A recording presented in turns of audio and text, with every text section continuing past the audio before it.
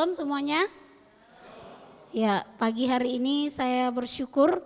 Ya, sudah lama saya tidak pernah berdiri di sini dan bersyukur untuk kepercayaan dan kesempatan yang diberikan. Dan pagi hari ini tema yang diberikan kepada saya menghidupi panggilan Tuhan sebagai ibu muda. Ya. Oke, kalau saudara-saudara mungkin menghidupi panggilan sebagai mahasiswa teologi. Nah, ada lagunya yang lagi viral itu, aku suka goyang mama muda gitu ya. Nah, saya tidak ingin membahas tentang itu, tetapi bagaimana kita menghidupi panggilan kita terhadap apapun yang Tuhan percayakan dalam kehidupan kita. Nah, Bapak Ibu Saudara yang dikasihi oleh Tuhan, kalau berbicara tentang panggilan, ya biasanya di telepon itu kalau ada panggilan itu antara calling dan miss call ya. Nah, kalau calling itu berarti ada yang memanggil, kemudian ada yang menerima panggilan itu, dan kalau hanya miss call berarti ada yang memanggil tapi tidak menerima panggilan itu, makanya miss call gitu ya. Nah, dipanggil atau calling itu berarti ada yang menerima panggilan, dan berbicara tentang panggilan biasanya kita akan diperhadapkan kepada pilihan kita menerima atau tidak panggilan tersebut. Waktu kita menerima panggilan itu berarti kita bersedia untuk hidup di dalamnya dan melakukan apa yang untuk apa kita dipanggil. Bapak Ibu Saudara yang dikasihi oleh Tuhan, banyak orang dipanggil ya, banyak orang merasa dipanggil ya, mungkin dipanggil sebagai dokter ya, dia merasa saya dipanggil sebagai tenaga medis ya, saya dipanggil sebagai tenaga pengajar atau sebagai guru, atau dia merasa saya dipanggil sebagai gembala sidang, saya dipanggil sebagai seorang ibu ya, karena konteksnya saya berbicara tentang seorang ibu muda, saya dipanggil menjadi seorang ibu. Dan tetapi tidak semua orang fokus kepada tugas dan fungsi untuk apa dia dipanggil. Lebih kepada orang, kebanyakan orang lebih fokus kepada jabatan ya. Makanya saat ini ya kita sedang menghadapi situasi di mana situasi politik ya. Semua orang ini ingin naik jabatan dan berusaha supaya bisa mendapatkan jabatan itu. Kemudian waktu ingin mendapatkan jabatan itu banyak orang memberikan visi misi apa yang akan dia lakukan setelah dia naik jabatan tersebut. Nah, tapi pada faktanya setelah dia ada di jabatan itu, dia lupa fungsinya dan tugasnya untuk apa. Nah, Bapak Ibu Saudara yang dikasihi oleh Tuhan, pagi hari ini kita mau belajar dari satu kebenaran firman Tuhan di dalam Markus pasal yang ke-10. Mari kita sama-sama buka firman Tuhan. Markus pasal 10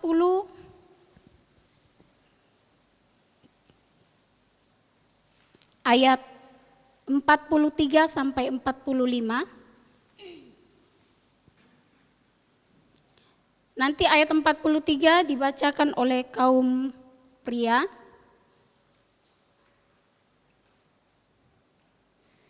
Ayat 44 kaum wanita, dan ayat 45 kita baca bersama-sama. Markus pasal 10. Sudah dapat semua? Amin. Oke, kaum pria 1, 2, 3.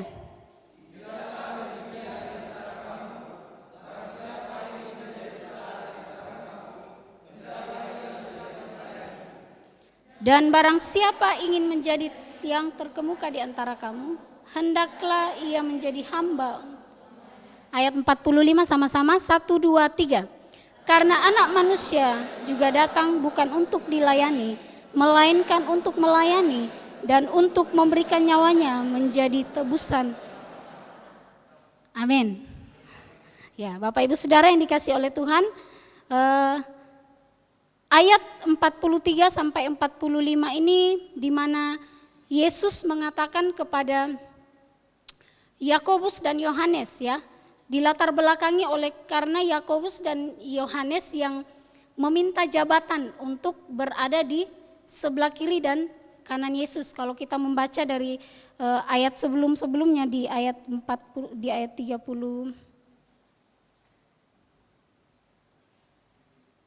35, yaitu Yakobus dan Yohanes, anak-anak Zebedeus, mendekati Yesus dan berkata kepadanya, "Guru, kami harap supaya kiranya engkau mengabulkan suatu permintaan kami." Ya, dan pernyataan Yakobus dan Yohanes ini dilatar belakangi waktu Yesus sebelumnya memberitahukan di dalam pasal di ayat 32 sampai 34 itu, Yesus memberitahukan kepada murid-muridnya tentang penderitaan yang akan Yesus alami kelak, ya. Yesus memberitahukan kepada murid-muridnya tentang penderitaan yang akan dialami, di mana Yesus akan diolok, ya, disesah, dia akan dibunuh, dan kemudian setelah Yesus memberitakan atau memberitahukan kepada murid-muridnya tentang penderitaan yang akan dialaminya, justru Yohanes dan Yakobus bukan ibah atau sedih dengan apa yang Yesus beritakan, tetapi justru mereka menggunakan kesempatan ini untuk meminta kedudukan, meminta jabatan, ya. Sama dengan apa yang dipikirkan oleh orang dunia pada zaman ini, di mana orang sibuk mencari kedudukan. Dan Yakobus dan Yohanes, ya, sekali lagi saya katakan, dia tidak berempati kepada apa yang akan Yesus hadapi di depan, tetapi dia menggunakan kesempatan ini untuk mencari posisi, mencari jabatan, mencari tempat di mana ketika Yesus nanti sudah pergi, ya mereka bersama-sama dengan Yesus memerintah, duduk di sebelah kiri dan kanan Yesus. Oleh karena itulah makanya di ayat 43 ini dikatakan, "Tidaklah demikian di antara kamu, barang siapa ingin menjadi besar di antara kamu, hendaklah ia menjadi pelayanmu." Jadi pernyataan Yesus ini, Yesus menegur mereka, Yesus mengingatkan mereka sekaligus menegur bahwa hal yang benar adalah bukan memerintah tetapi untuk melayani. Amin, Bapak Ibu Saudara yang dikasihi Tuhan. Ya, kita dipanggil ke tempat ini bukan untuk memerintah tetapi kita dipanggil untuk melayani. Amin. Ya, tugas utama kita adalah melakukan pelayanan. Di ayat 43 Yesus memberikan gambaran, "Tidaklah demikian di antara kamu, barang siapa ingin menjadi besar," di situ kata besar saya kasih garis merah, "di antara kamu hendaklah ia menjadi pelayanmu." Jadi menjadi besar, di situ Yesus mengatakan bahwa untuk menjadi besar harus menjadi pelayan. Dan kemudian Yesus memberikan yang lebih rendah lagi, terkemuka. Itu untuk menjadi seorang yang terpandang harus menjadi hamba. Antara pelayan dan hamba itu pelayan lebih tinggi daripada hamba kedudukannya, ya. Seorang pelayan itu masih lebih tinggi levelnya daripada seorang hamba. Nah, pelayan di dalam, kalau kita melihat di dalam bahasa aslinya itu berasal dari kata diakonos, diakon, artinya pelayan meja. Nah, kita semua pasti pernah datang ke restoran, betul ya? Kemudian di situ ada seorang pelayan yang akan melayani, ya, menyediakan. Nah, seorang pelayan ini pasti dia akan melayani sesuai dengan kebutuhan orang tersebut, bukan kepentingan dia. Ya, betul ya? Bahwa seorang pelayan itu dia akan melakukan sesuai dengan permintaan orang yang datang ke situ. Bukan dia mau melayani sesuka dia. Kalau dia nggak mau memenuhi kebutuhannya, ya sudah, dia nggak mau. Bukan seperti itu yang dimaksudkan. Tetapi pelayan di sini adalah dia melakukan apa yang orang itu inginkan. Artinya tidak ada kepentingan pribadi seseorang di situ, tetapi kepentingan orang yang ada di depannya. Kemudian yang lebih rendah lagi Yesus katakan bahwa barang siapa ingin menjadi terkemuka di antara kamu, hendaklah ia menjadi hamba untuk semuanya. Menjadi terkemuka, menjadi terpandang, ya. Pasti kita semua ingin dipandang oleh orang, betul ya? Mau nggak dipandang atau mau diremehkan sama orang? Pasti kita ingin dihargai, kita ingin dipandang, kita ingin dihormati oleh orang, betul? Kita ingin dihormati, tetapi Yesus memberikan cara pandang atau respon yang berbeda. Yesus mengajarkan kepada murid-muridnya bahwa untuk menjadi terkemuka itu harus menjadi hamba. Hamba dalam bahasa aslinya itu di dalam bahasa perjanjian lama yaitu keset, ya. Tidak ada harganya. Dia bisa dijual, diperlakukan seenaknya. Nah, Yesus mau supaya waktu kita menerima panggilan Tuhan, Tuhan mau supaya kita menjadi pelayan dan seorang pelayan yang menghamba. Jadi waktu kita datang ke tempat ini, kita mau mengaku saya mau jadi hamba Tuhan. Tugas kita adalah bukan untuk mau dilayani, tetapi kita harus memberikan diri kita untuk melayani. Artinya tidak ada lagi kepentingan pribadi kita di situ, tetapi kepentingan orang yang kita layani. Amin. Ya, saudara-saudara, waktu disuruh menghubungi jemaat, pasti ada pergumulan tersendiri ya. Saya harus kerjakan tugas, kemudian apalagi, saya mau istirahat, tapi kok saya harus dilakukan ini. Ini adalah salah satu bagian dari kita menghidupi panggilan kita, yaitu kita melayani. Nah, waktu kita menjadi pelayan, waktu kita menjadi hamba, siapa yang menjadi Tuhan kita? Tentunya orang-orang yang kita layani dan Tuhan. Ya, sama seperti waktu seorang pelayan restoran, siapa yang menjadi tuannya waktu dia melayani? Orang yang dia layani di meja itu. Dan hal ini sama dengan apa yang dilakukan oleh Paulus, ya. Apa yang diterapkan oleh Paulus, ya. Paulus menerapkan ajaran Yesus dan ini terbukti dari apa yang dia sampaikan kepada jemaat di Korintus. Di dalam 1 Korintus pasal 9, mari kita buka bersama-sama.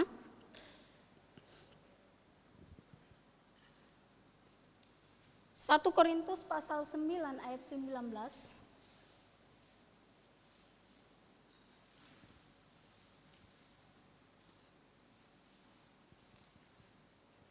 Sudah dapat semua, amin? Mari kita baca bersama-sama, 1, 2, 3. Sungguh pun aku bebas terhadap semua orang, aku menjadikan diriku hamba dari semua orang, supaya aku boleh memenangkan sebanyak mungkin orang. Ya, Paulus menasehatkan kepada jemaat di Korintus, dia mengatakan bahwa sungguh pun aku bebas terhadap semua orang, aku menjadikan diriku hamba dari semua orang, supaya aku boleh memenangkan sebanyak mungkin orang. Amin. Ya, kita melayani untuk apa? Untuk memenangkan orang datang kepada Tuhan. Dan waktu kita mau memenangkan orang, apa yang Paulus terapkan adalah sekalipun aku bebas, ya. Paulus bebas, Paulus memiliki kebebasan untuk memperlakukan orang-orang terserah dia. Dia punya kehendak bebas untuk memperlakukan orang lain, tetapi apa yang dilakukan oleh Paulus? Dia tidak menggunakan kebebasan itu untuk memperbudak orang lain, tetapi dia mengatakan dia menjadikan dirinya hamba. Tujuannya dia menjadikan dirinya hamba untuk semua orang, supaya untuk apa? Memenangkan sebanyak mungkin orang. Paulus merasa bebas terhadap semua orang, ya, sama seperti kita. Kita bebas, ya, betul? Ya, kita bebas terhadap semua orang, ya. Makanya kadang-kadang saya dengar candaan gitu kalau bercanda kepada orang lain. Kemudian ditegur, dia bilang mulut-mulutku gitu ya. Aku bebas dong mau ngomong apa. Benar, kita bebas untuk melakukan apa saja kepada orang lain. Tetapi pertanyaannya, apakah dengan kebebasan yang kita terapkan kepada orang lain, kita bisa memenangkan orang itu? Ya. Paulus di sini dia tidak menggunakan kebebasannya itu untuk melakukan sesukanya kepada orang lain, tetapi dia mengatakan dia menjadi hamba bagi semua untuk memenangkan sebanyak mungkin orang. Nah, Bapak Ibu Saudara yang dikasih oleh Tuhan, tugas kita adalah kita datang ke tempat ini dipersiapkan menjadi hamba Tuhan. Tugas kita adalah kita keluar, kita melayani dan kita memenangkan sebanyak mungkin orang. Tetapi pertama-tama kita harus menyadari waktu kita melakukan pelayanan seperti apa yang harus kita lakukan. Ya. Apakah kita sudah lupa, oh saya sudah jadi hamba Tuhan, berarti sekarang saya suka-sukanya, ya. Setelah saya jadi hamba Tuhan nanti saya punya perintisan yang besar, saya menjadi gembala sidang yang besar, saya bebas dong. Saya punya pengerja, saya suka-sukanya menyuruh pengerja saya. Atau kemudian karena dia sudah gembala sidang yang berhasil, saya punya pembantu untuk mengurus semuanya. Paulus menerapkan apa yang Yesus ajarkan bahwa dia menjadi hamba untuk semua orang supaya dia bisa memenangkan sebanyak mungkin orang. Pertanyaannya, seberapa banyak orang yang mau kita menangkan? Bapak Ibu Saudara yang dikasih oleh Tuhan, seberapa banyak orang yang mau kita menangkan? Hamba dari semua orang, perhatikan, menjadi hamba dari semua orang, memenangkan sebanyak mungkin orang. Ya. Kalau saya menjadi hamba satu orang, kira-kira berapa orang yang bisa saya menangkan? Belum tentu saya menangkan satu itu. Waktu saya menghambakan diri saya kepada 10 orang, berapa orang yang bisa saya menangkan? Saya menjadi hamba sedikit orang, berapa orang yang bisa saya menangkan? Saya menjadi hamba 100 orang, berapa yang bisa saya menangkan? Kemudian saya menjadi hamba semua orang. Saya menghambakan diri saya kepada seluruh mahasiswa STTIBC. Berapa yang bisa saya menangkan? Untuk bisa ikut dengan saya. Untuk bisa mendengarkan apa yang saya katakan. Belum tentu semuanya. Betul? Yesus kepada murid-muridnya, dia menjadi hamba. Waktu dia melayani murid-muridnya, tetapi apa? Di antara murid-murid itu tidak semua ikut kepada Yesus, ada yang mengkhianati, ada yang jadi Yudas. Waktu kita melayani juga seperti itu, kita menghambakan diri kita kepada sebanyak mungkin orang. Apalagi kalau kita gak mau menjadi hamba, kita hanya mau menjadi bos. Saya masih ingat waktu pernah ke Singapura sama Ibu Lunar, kemudian Ibu itu memberikan kesaksian begini, saya bisa memenangkan apa yang saya mau supaya suami saya lakukan, ya, dengan sikap keras yang saya lakukan. Tetapi apakah saya bisa menangkan hatinya? Enggak. Yang saya harus lakukan adalah saya mengasihi dia, baru saya bisa memenangkan hatinya. Nah, Bapak Ibu Saudara yang dikasih oleh Tuhan, waktu kita melayani juga seperti itu. Kita melayani orang-orang yang ada di depan kita. Kita melayani orang-orang yang Tuhan percayakan kepada kita. Kita tidak bisa memaksakan keinginan kita supaya orang itu lakukan. Bisa saja dia lakukan. Contohnya, saya punya kuasa, ya, atau siapa yang punya senat, ya, senat punya kuasa. Kalau melawan senat pasti dapat dimerit, ya, bukan dimeritkan, tapi dapat hukuman dimerit. Nah, saudara-saudara, senat bisa saja memenangkan saudara dengan apa? Dengan kuasa yang dia miliki. Dia sebagai senat, ada aturan yang berlaku. Kalau melawan senat dapat dimerit.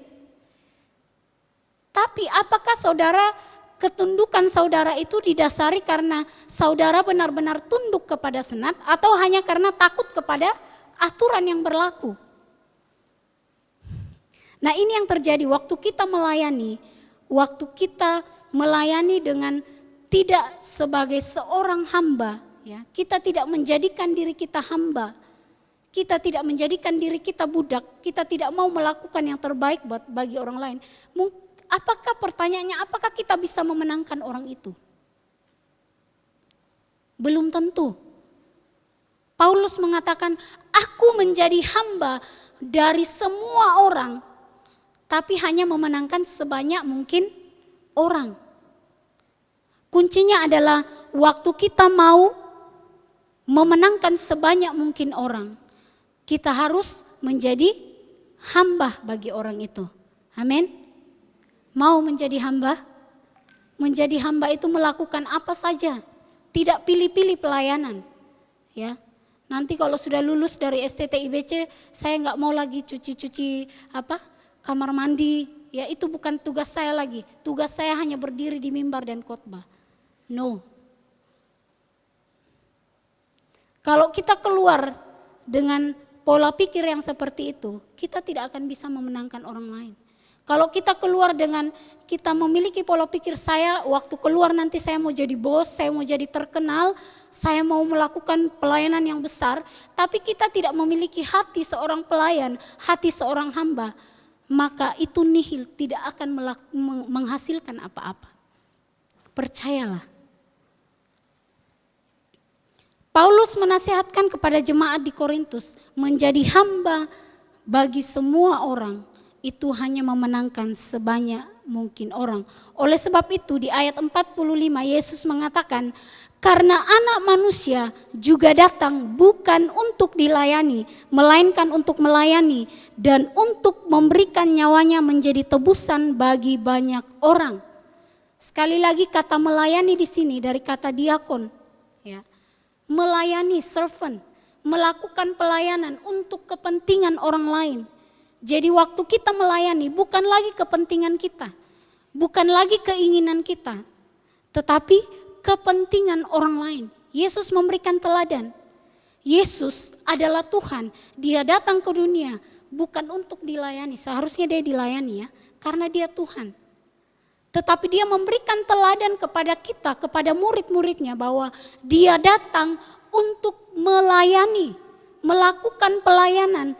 Dan bahkan Yesus mengatakan dia tidak hanya mengatakan tetapi dia melakukan. Dia memberikan nyawanya menjadi tebusan bagi banyak orang. Yesus tidak hanya melakukan pelayanan tetapi dia mengorbankan dirinya sendiri. Jadi Bapak Ibu Saudara yang dikasih oleh Tuhan, melayani itu artinya berkorban. Waktu kita melayani kita berkorban, benar? Kita melayani artinya kita berkorban. Kita korban apa? Korban waktu, korban perasaan, korban apa lagi? Banyak hal yang kita korbankan, korban uang. Ya, saudara menghubungi jemaat itu korban uang, pulsa kan? Ya walaupun gereja yang mengisikan pulsanya gitu ya.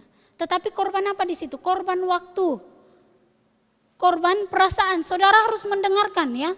Apa sih keluh kesah jemaat ini gitu. Harus mendengarkan, kemudian harus mendoakan mereka. Belum tentu lagi nasihat yang kita berikan itu didengarkan gitu. Berkorban, itulah tugas kita, yaitu melayani. Amin. Jadi esensi utama dari panggilan adalah melayani. Amin. Iya.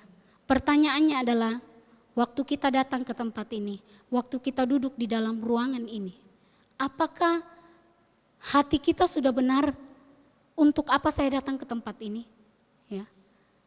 Waktu saya diberikan kepercayaan untuk melayani, apakah saya pilih-pilih? Oh, saya hanya bisa melayani kaum muda, saya mau lakukan yang ini saja yang saya bisa. Tidak bisa. Kita harus melakukan semuanya, menjadi hamba. Yesus memberikan teladan kepada murid-muridnya. Waktu dia melayani, yaitu waktu dia membasuh kaki murid-muridnya. Itu adalah salah satu teladan yang Yesus berikan. Nah Bapak Ibu Saudara yang dikasih oleh Tuhan, di dalam melayani ada harga yang harus kita bayar. Ada harga yang harus kita bayar. Pertanyaannya kita mau nggak, kita rela nggak membayar harga itu? Salah satu tokoh yang menginspirasi saya yaitu Bunda Teresa. Salah satu pernyataannya, agar cinta menjadi nyata harus berbiaya, harus sakit, ya, harus mengosongkan diri kita. Ya. Bunda Teresa, ya, seorang yang luar biasa terkenal, saya yakin saudara-saudara mengenal dia, ya, tidak asing bagi kita. Dia mendirikan kongregasi misionaris of Charity dan mengabdikan dirinya untuk membantu orang miskin dan orang yang sakit HIV maupun TBC. Kalau membaca ceritanya bagaimana dia memeluk orang-orang yang sakit itu. Dia tidak lagi pedulikan dirinya, dia enggak jijik, dia peluk orang-orang yang sakit itu. Kemudian saya percaya bahwa waktu saya membaca ceritanya, waktu dia melayani, dia menghadapi tantangan. Dia sendiri kekurangan makanan. Sampai dia sempat hampir menyerah, tetapi karena dia menyadari bahwa panggilannya adalah untuk melayani orang-orang miskin, dia tetap di dalam panggilan itu. Dan sampai pada tahun 1996, Bunda Teresa mengoperasikan 517 misi di 100 negara. Dimulai dari 12 misionaris ya, yang di Kariti tadi. Kemudian berkembang sampai ribuan. Bunda Teresa, ini biografinya, dia lahir 26 Agustus ya. Dia adalah seorang anak bungsu, biasanya anak bungsu ya. Kemudian dia mendirikan, nah ini yang saya katakan tadi, dia mendirikan kongregasi, kemudian mengoperasikan 517 misi di 100 negara. Dan Bunda Teresa dikenal oleh karena pekerjaan kemanusiaan dan advokasinya terhadap hak-hak orang miskin yang tertindas. Ya. Selama lebih 47 tahun Bunda Teresa melayani orang miskin, sakit, orang sakit dan yatim piatu. Oleh karena itu beliau banyak mendapatkan penghargaan di bidang kemanusiaan. Ini yang Yesus tadi katakan, kalau mau menjadi besar, kalau mau menjadi terkemuka, harus menjadi hamba. Dan ini dilakukan oleh Bunda Teresa. Dia menghambakan dirinya kepada orang-orang yang miskin. Dia menghambakan dirinya kepada orang-orang yang sakit. Bagaimana dia melayani orang sakit tersebut. Dan apa? Dia terkenal. Karena apa? Karena tindakan kasih yang dia lakukan. Sikap penghambaan yang dia lakukan. Itu membuat dia memenangkan banyak orang. Terkenal oleh karena sikap hamba yang dia lakukan. Jadi Bapak Ibu Saudara yang dikasih oleh Tuhan. Waktu kita melayani, ingat sekali lagi bahwa milikilah sikap seorang hamba. Amin. Ya. Di dalam Efesus pasal 2. Karena kita ini buatan Allah diciptakan dalam Kristus Yesus untuk melakukan pekerjaan baik yang dipersiapkan Allah sebelumnya. Ia mau supaya kita hidup di dalamnya. Ya. Tuhan memanggil kita, Tuhan menyediakan pekerjaan yang baik bagi kita. Tuhan mau supaya kita hidup di dalam panggilan itu. Saya percaya kita semua yang ada di sini, kita dipanggil oleh Tuhan, amin. Tuhan mau supaya kita hidup di dalam panggilan itu, amin Bapak Ibu Saudara. Ya, dalam kehidupan ya, sebagai seorang ibu muda ya, saya waktu mempersiapkan khotbah ini, saya membaca di dalam Titus pasal 2 ayat 3 sampai 5. Demikian juga perempuan-perempuan tua, hendaklah mereka hidup sebagai orang-orang beribadah, jangan menfitnah, jangan menjadi hamba anggur, tetapi cakap mengajar hal-hal yang baik, dan dengan demikian mendidik perempuan-perempuan muda, mengasihi suami dan anak-anaknya, bijaksana dan suci, rajin mengatur rumah tangganya, baik hati dan taat kepada suaminya, agar firman Allah jangan dihujat orang. Saya ingin mengaplikasikan panggilan ini di dalam kehidupan saya sebagai seorang ibu muda, di mana di dalam Titus pasal 2 ayat 3 sampai 5 ini adalah nasihat Paulus ya. Dalam suratnya kepada Titus, Paulus memberitahu kepada Titus bahwa ini yang harus diajarkan kepada jemaatnya, yaitu supaya mendidik perempuan-perempuan muda. Yang pertama adalah mengasihi suaminya dan anak-anaknya. Titus mengajarkan kepada jemaat ya, dalam panggilan mereka bahwa hidup harus mengasihi suami dan anak-anak. Hidup bijaksana dan suci, rajin mengatur rumah tangganya, baik hati dan taat kepada suaminya. Ini yang harus dilakukan agar apa? Agar firman Allah jangan dihujat orang. Dalam konteks ya, saya sebagai seorang ibu, tugas saya mungkin saya jarang berdiri di mimbar, tetapi pertama-tama tugas saya adalah melayani keluarga.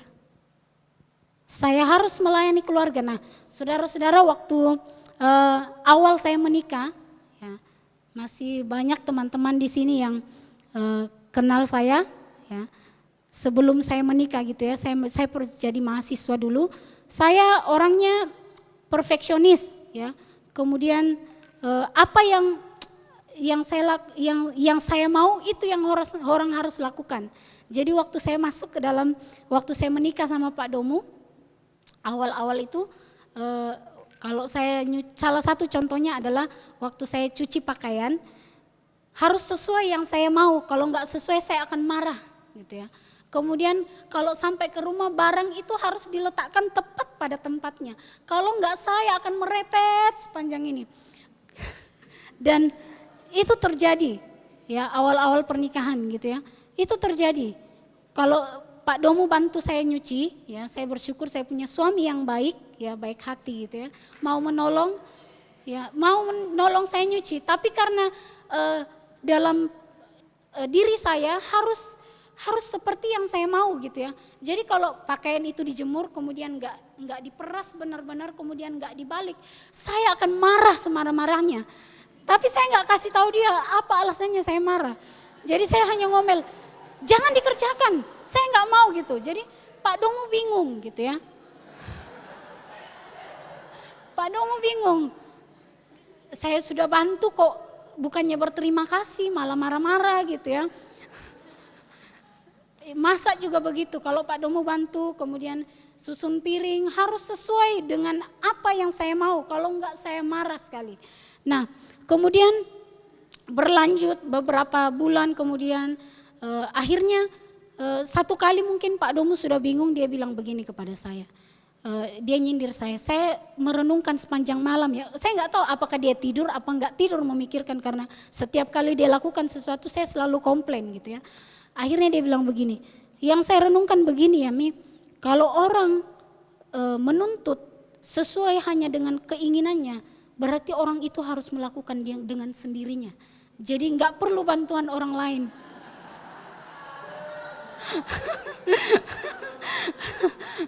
Tapi bukan berarti Pak Domu nggak mau lagi bantu saya di rumah.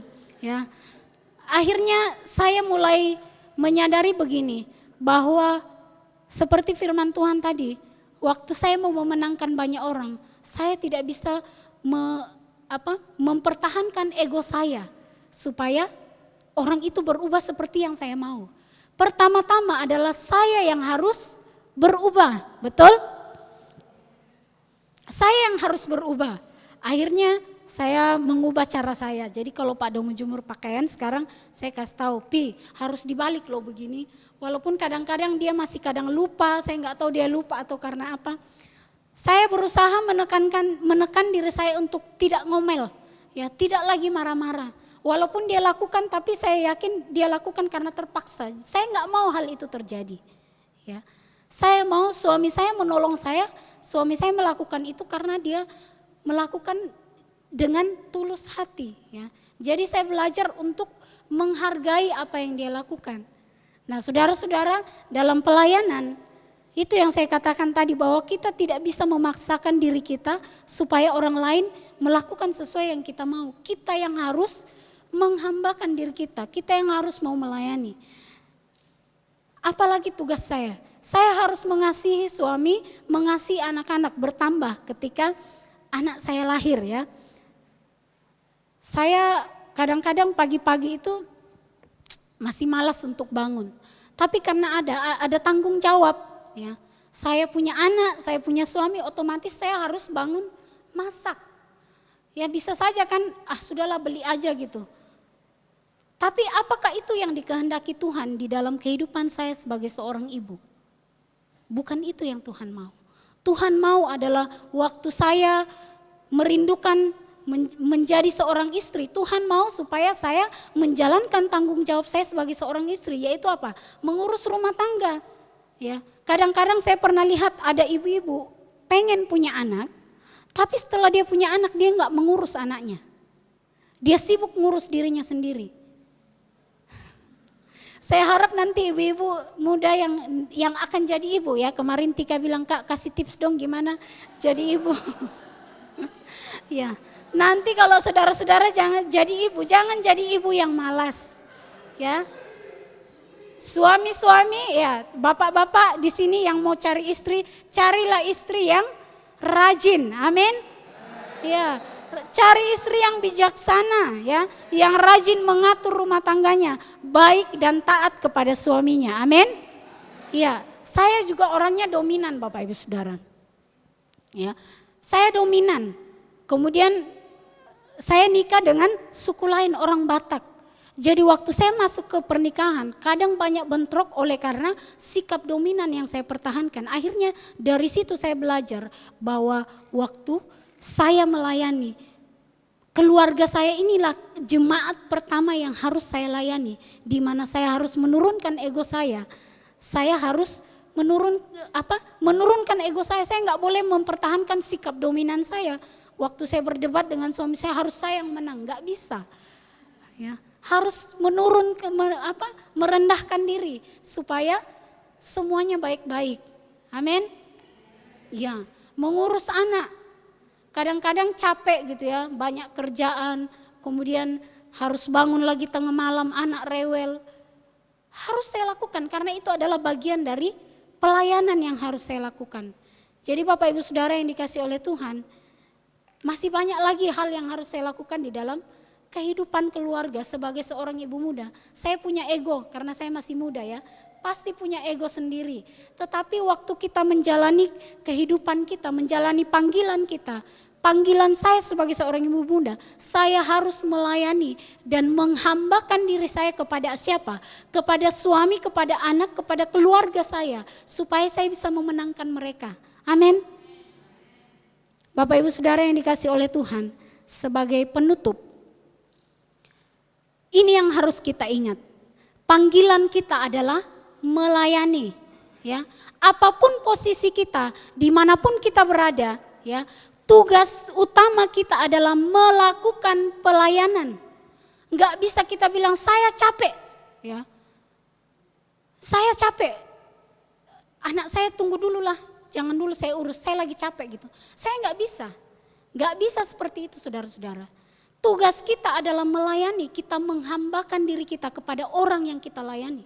Kalau orang yang kita layani membutuhkan sesuatu, kita harus melakukan itu. Ya, seberapa besar dan terhormat kita tidak dinilai dari apa yang kita miliki, tetapi seberapa banyak kita melayani orang, termasuk melayani orang-orang yang terabaikan. Amin. Amin.